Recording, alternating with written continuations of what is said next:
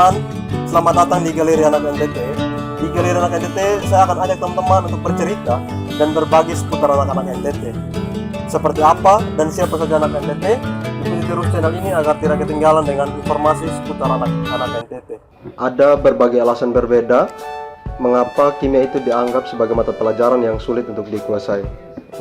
Apakah karena fakta bahwa ada begitu banyak senyawa dan reaksi kimia yang harus Anda waspadai, ataupun karena ada anggapan di luar sana bahwa selama ini kurangnya guru-guru sains yang berkompeten yang mendorong banyak siswa untuk belajar lebih banyak tentang kimia.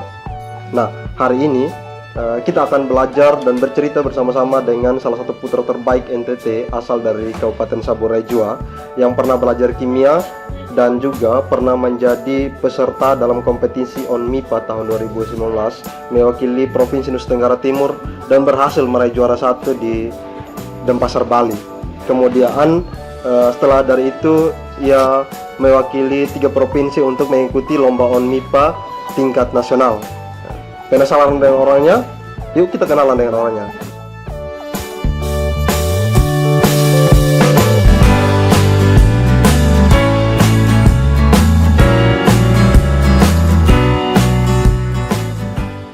Banyak orang di luar sana yang menantikan anak-anak NTT untuk bercerita tentang prestasi dan lain sebagainya yang ada di seputar NTT. Nah, karena itu hari ini di Galeri Anak NTT kita akan bercerita tentang kimia dan juga prestasi-prestasi yang pernah Bro raih sebagai salah satu anak NTT yang hobi belajar kimia. Ya. Baik, tapi sebelum kita lanjut lebih jauh ke sana, saya ingin Bro ceritakan sedikit tentang masa kecil Bro sampai mengenal dunia sekolah.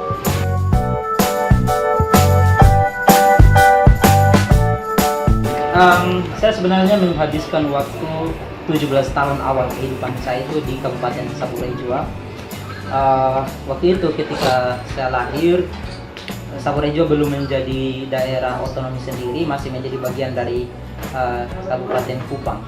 Jadi bisa dibayangkan bagaimana aksesibilitas baik itu bagian ekonomi dan intinya pendidikan di daerah tersebut masih bisa dikatakan relatif minim seperti itu. Jadi saya tumbuh dan berkembang di daerah tersebut. Kemudian saya menghabiskan masa sekolah dasar di sana, kemudian secondary school dan SMA juga saya menghabiskannya di daerah tersebut, dan setelah itu melanjutkan studi di Kota Kupang. Ya. Nah, pertanyaan spesifik tentang masa kecil saya sebenarnya tidak banyak yang menarik sebenarnya untuk dibagikan, tetapi saya percaya bahwa banyak hal yang saya mengalaminya secara pribadi sendiri yang membentuk siapa saya saat ini. Banyak kejadian-kejadian penting tentunya dalam masa kecil saya di daerah tersebut, baik itu pengalaman kehilangan, pengalaman bahagia dan lain sebagainya, dan juga pengalaman pendidikan saya karena menghabiskan waktu SD sampai SMA di daerah tersebut. Kira-kira apa yang buat Bro ketika waktu masuk SMA lebih tertarik memilih jurusan IPA ketimbang jurusan IPS dan bahasa?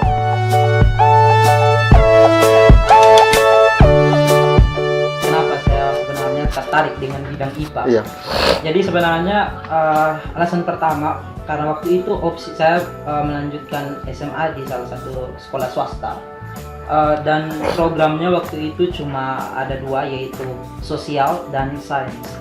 Nah, sebenarnya saya sudah menemukan keinginan saya untuk di sains dari beberapa tahun sebelumnya. Sejak saya SD sebenarnya saya sudah menemukan bahwa saya tertarik dengan bidang sains. Kemudian masuk ke SMP dan kemudian ketika di SMA saya memantapkan pilihan bahwa saya akan melanjutkan di program sains seperti itu. Nah, di SD saya memulainya ada satu momen yang sangat berkesan menurut saya yang membuat banyak pilihan-pilihan selanjutnya membuat saya memilih sains seperti itu. Ketika di kelas 5 SD, salah satu guru sains yang mengajarkan kami, waktu itu sebetulnya IPA, mengajarkan kami tentang tata surya, dan pembelajarannya waktu itu beliau menggunakan alat peraga dalam bentuk bola seperti itu untuk menggambarkan bagaimana planet-planet itu berevolusi mengelilingi matahari. Nah, dalam pembelajaran yang disampaikan oleh beliau tersebut, saya menemukan bahwa saya tertarik untuk mempelajari tentang alam ini. Dan ada salah satu hal yang menarik sebenarnya. Di situ kan dalam alat peraga tersebut itu menggunakan semacam karet untuk menghubungkan bola-bola tersebut agar bisa bola-bola tersebut bergerak sebagaimana planet-planet tersebut mengintari matahari. Nah, itu menggunakan semacam karet, dan di situ beliau menjelaskan bahwa planet-planet ini bisa bergerak dan bisa bertahan pada posisinya karena ada karet, karena ada pengikat ini. Waktu itu saya sebenarnya sudah menyadari bahwa ini ada sedikit miskonsepsi. Saya sebenarnya sudah, walaupun belum detail, tapi saya sudah memahami sedikit tentang konsep gravitasi, bagaimana sehingga planet-planet tersebut bisa berada pada orbitnya. Jadi saya sudah tertarik dengan IPA sejak sekolah dasar, kemudian lanjut ke sekolah menengah pertama. Saya semakin tertarik lebih spesifiknya ke arah biologi sebenarnya waktu di SMP. Kemudian ketika di SMA kembali lagi ke arah astronomi sebenarnya, dan saya mengikuti olimpiade di bidang astronomi waktu SMA. Dan ya seperti itu pengalaman saya.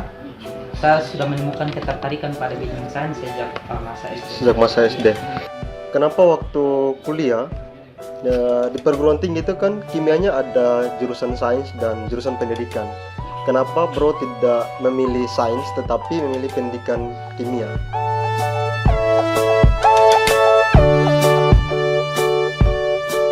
Ya, jadi benar. Sebenarnya untuk kimia di waktu itu tahun 2015 saya kan masuk dalam perguruan tinggi melalui jalur SBMPTN ya. Seleksi bersama masuk perguruan tinggi negeri.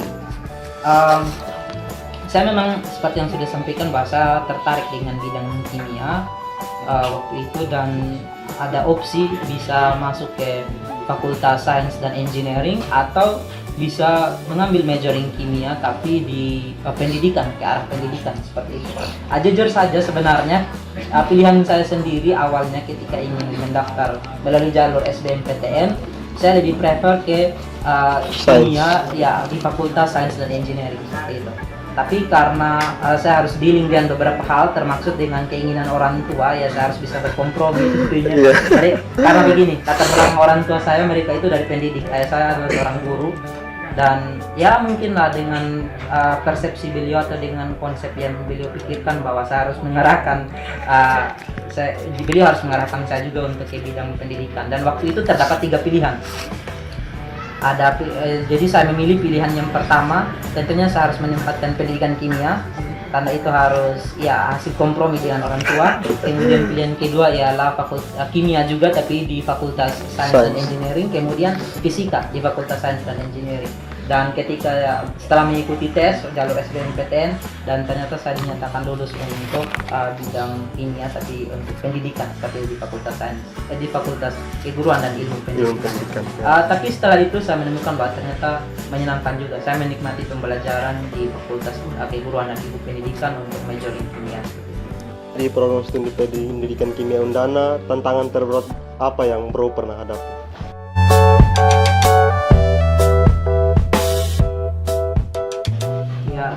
Terkait tantangan terberat, sebenarnya kalau ditanyakan tentang tantangan terberat bagi saya, tantangan terberatnya bagi saya ialah dealing dengan diri saya sendiri.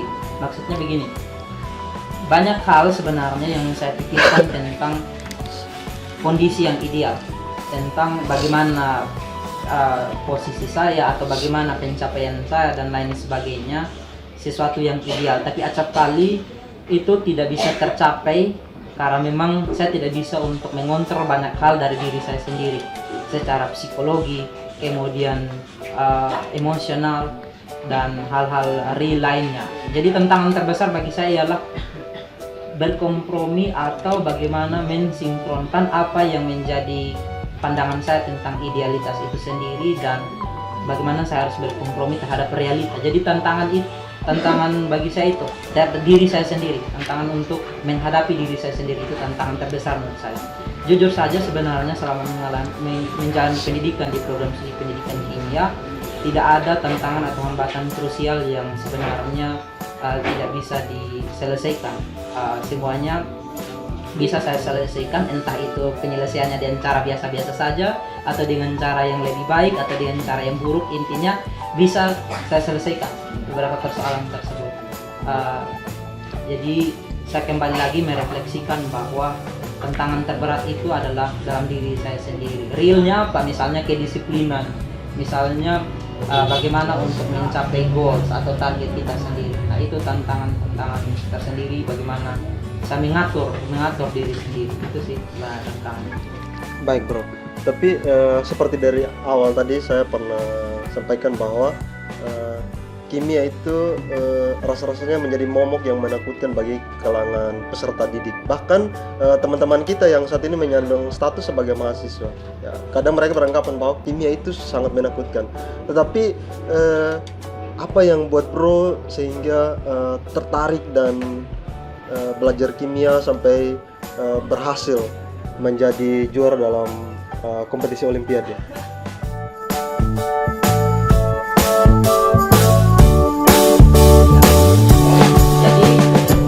Seperti yang sudah saya sampaikan tadi, saya sudah tertarik di bidang sains. Kemudian spesifik ketertarikan saya untuk bidang kimia itu sebenarnya ada beberapa faktor. Yang pertama, jujur saja saya tertarik dengan bidang kimia karena faktor dari pengajarnya sendiri, guru saya ketika waktu SMA. Saya menemukan bahwa beliau mengajarkan saya dengan cara yang lebih sederhana. Sederhana dan lebih baik. Banyak konsep-konsep itu yang beliau jelaskan lebih clear bagi saya, entah bagi peserta didik yang lain, tapi pengalaman saya pribadi dalam belajar kimia seperti itu. Jadi saya menemukan ketertarikan di bidang kimia karena faktor guru. Kemudian yang kedua, saya tertarik untuk memahami atau menjawab beberapa pertanyaan terkait dengan alam ini. Seperti yang sudah saya sampaikan tadi, saya suka dengan sains dan itu tentang alam. Saya membaca beberapa artikel, lebih spesifiknya misalnya tentang bagaimana peranan kimia nuklir untuk dalam perang dunia seperti itu. Beberapa artikel tentang hal-hal tersebut. Saya bukan tertarik tentang kejadiannya, tetapi tertarik tentang ilmunya ya. Kimianya seperti itu. Jadi saya tertarik untuk menjelaskan banyak hal yang fenomena-fenomena alam itu dari perspektif material. Nah, yang lebih cocok untuk menjelaskan banyak hal dari perspektif material adalah majoring kimia atau bidang kimia seperti itu. Kira-kira prestasi apa yang sudah pernah bro raih selama ada dalam bangku kuliah di program studi pendidikan kimia? Mungkin bro bisa ceritakan sedikit?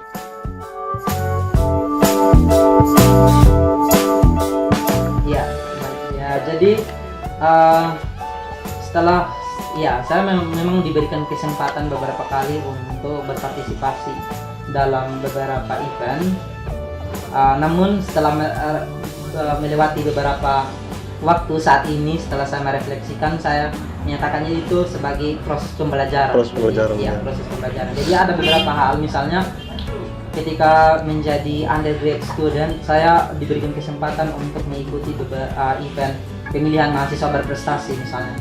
Itu saya sudah mengikutinya dari tahun 2016, jadi setahun setelah masuk kampus. Mengikuti pembelajaran di pendidikan kimia. Tahun 2016, 2017 dan 2018 berturut-turut.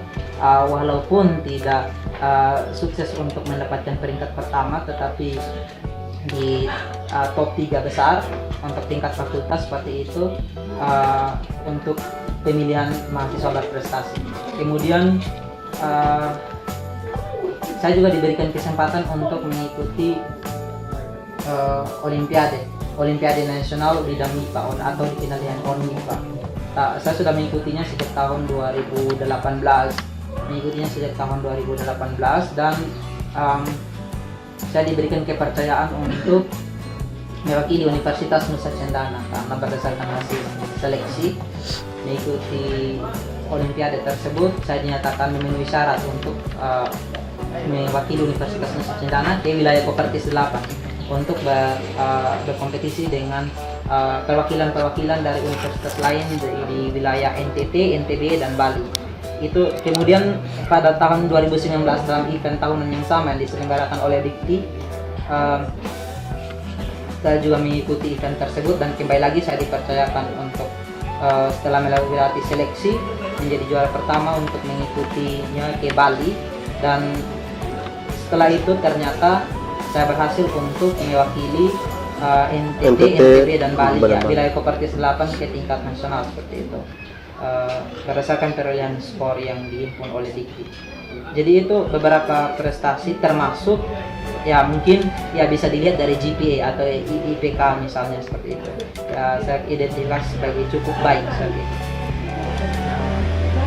Ya mungkin itu kalau ditanyakan tentang prestasi. Iya di waktu kuliah. Betul bro. Tapi begini bro. Di proses pendidikan kimia itu bukan cuman kuliah saja sebenarnya ya. Ada begitu banyak kegiatan kemahasiswaan yang kita juga harus melibatkan diri dalamnya. Tapi bro bisa manajemen waktu sebaik mungkin sehingga selesainya tepat waktu. Ya. Itu kira-kira formulanya seperti apa bro? Bisa selesai tepat waktu.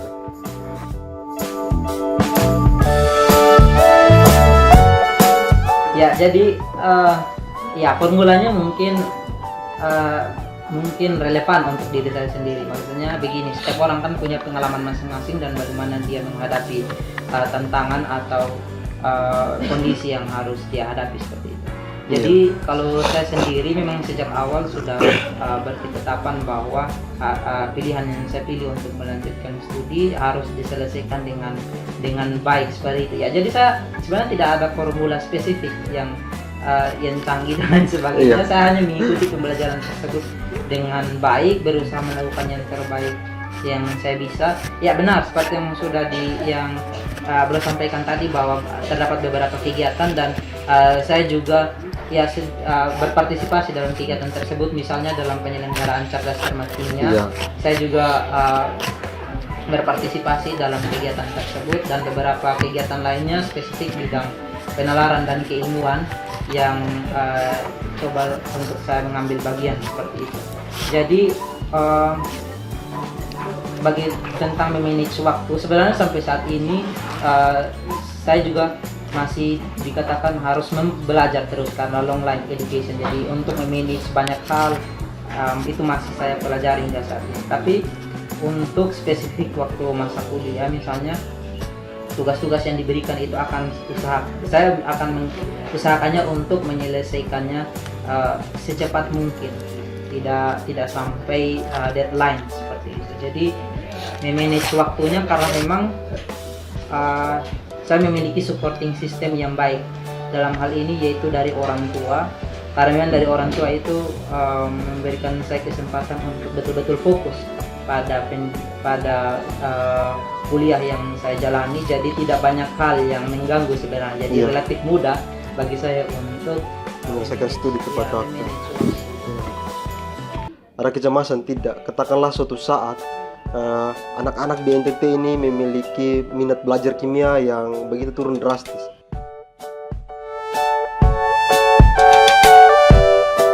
Sebenarnya ada kecemasan tersebut, dan itu saya sudah melihatnya secara real karena sekarang juga saya diberikan kesempatan untuk menjadi salah seorang pengajar di Kota Kupang. Saya melihat hal yang sama, tetapi saya melihatnya secara umum dalam bidang sains. Jadi ada kecenderungan bahwa literasi sains itu memang tidak berkembang secara baik. Kita bisa melihat dari beberapa indikator, misalnya skor PISA yang dipublikasikan terhadap anak-anak Indonesia di umur sekitar 15 tahun. Skor PISA kita itu, anak-anak Indonesia itu untuk literasi sains itu masuk 10 besar dari belakang. 10 besar dari bawah, dari sekitar 78 negara Indonesia masuk sekitar pada posisi 72 untuk literasi sains. Artinya apa? Artinya proses pembelajaran tersebut yang menurut saya banyak hal yang harus kita perbaiki untuk bagaimana meningkatkan minat siswa dalam mempelajari sains secara umum, meningkatkan literasi mereka terhadap sains. Karena apa? Karena akibatnya akan krusial. Begini, ketika seseorang memiliki literasi sains yang rendah, itu akan berpengaruh pada bagaimana dia cara pandang dia ke depan tentang beberapa persoalan. Entah dia itu menjadi masyarakat biasa, entah dia itu akan menjadi pengambil kebijakan. Banyak acap kali misalnya pemerintah atau para pengambil kebijakan itu tidak mengambil keputusan berdasarkan prinsip-prinsip atau etika yang benar, dalam artian bahwa mereka respect terhadap sains. Kita bisa melihat banyak hal. Contohnya saja kita bisa melihat dalam masa pandemik ini. Tidak saja pemerintah, tapi banyak masyarakat yang tidak paham apa virus itu sebenarnya. Betul. Bagaimana mereka harus menghadapi dengan sesuatu yang tidak bisa terlihat, tapi eksis, tapi ada. Banyak yang tidak paham tentang hal-hal tersebut karena memang minimnya literasi sains sejak kecil. Jadi itu akan berpengaruh, akan menyulitkan pemerintah juga untuk menjalankan program-programnya dalam mengatasi pandemik ini karena pola pikir dan literasi sains yang rendah seperti itu. Itu menurut saya. Dan juga tidak saja masyarakat, tetapi juga pemerintah. Banyak hal kita melihat kebijakan-kebijakan yang jika dilihat dari tinjauan sains itu nonsens atau tidak masuk akal, dalam artian bahwa solusinya tidak tepat untuk menyelesaikan persoalan seperti itu. Jadi kecemasan, kalau ditanya tentang kecemasan itu ada, tetapi secara umum literasi menurut saya. Kira-kira apa yang ingin Bro sampaikan? Pesan apa yang Bro mau ingin sampaikan untuk kalangan masyarakat NTT khususnya tentang pentingnya belajar kimia?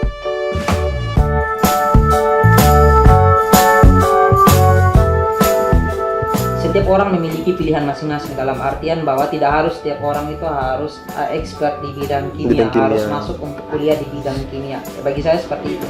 Itu pilihan masing-masing karena kita diberikan di hidup ini diberikan banyak pilihan.